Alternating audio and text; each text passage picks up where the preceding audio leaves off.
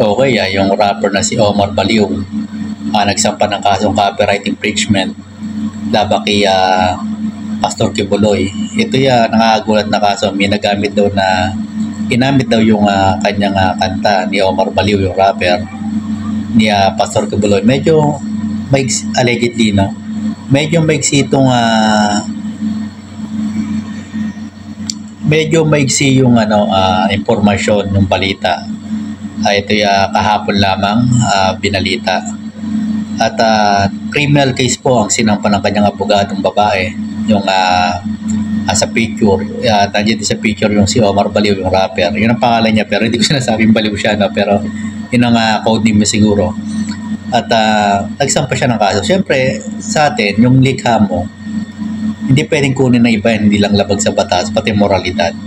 Si Pastor Kibuloy, religious leader yan, di ba? Pero, siyempre, nananatiling presumed innocent until proven guilty ng taong to. Pero, bagamat ito yung nakakulong na, meron sa kasong isanampa sa kanya. So, ingat po tayo sa mga pagkuha ng mga likha ng iba kasi pinaghirapan po nila yan. Hindi, madali kasi manakaw yan kaya protektado siya ng batas ng copyright law.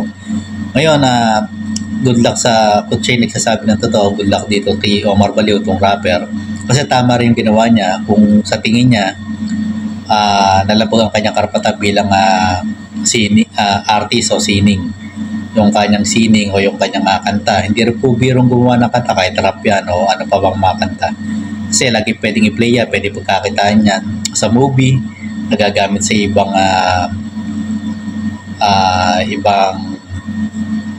pag-selection, di ba nagagamit yan.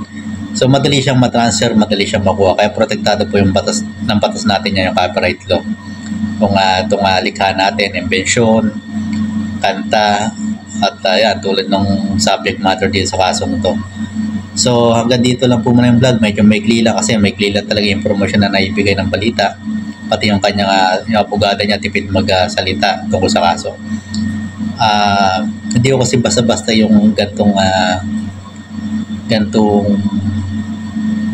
gumawa ka ng kanta, ikukunin na iba. So nagsampa ng kaso yung taong ito.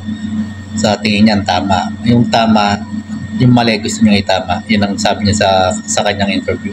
So dito lang po muna yung vlog. Maraming salamat po ulit.